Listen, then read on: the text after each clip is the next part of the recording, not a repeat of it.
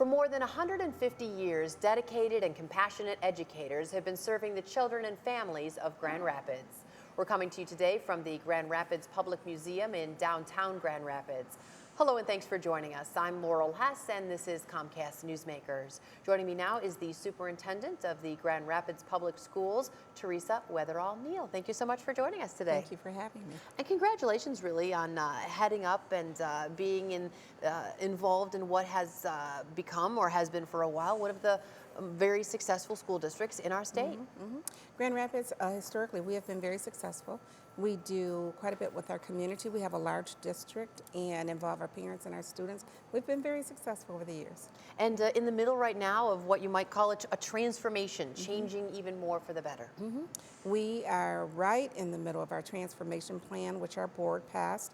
The board, this community, myself, along with some of our administrators came together and created a plan, which talked to more than 1,000 people, which became our Transformation Plan 3.0. Which means what? What are you going to do differently that parents and children, students will notice?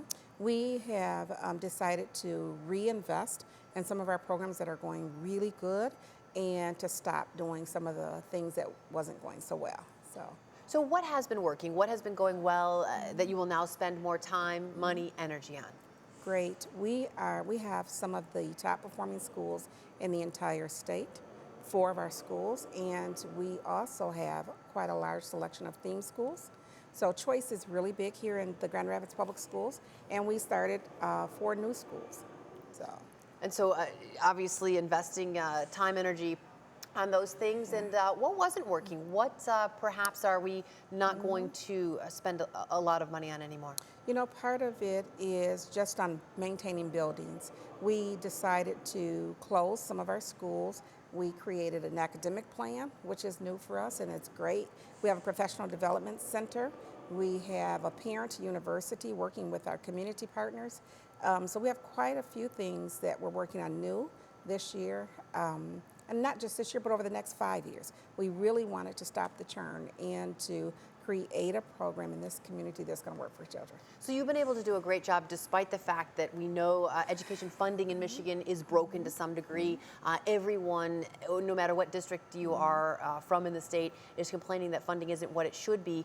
You know, is that still a major issue, or are you able to work within the funding structure? You know, it is still an issue. However, we have done a really good job educating our legislators, and we meet with them on a regular basis, and they hear us. They're listening to Grand Rapids Public Schools.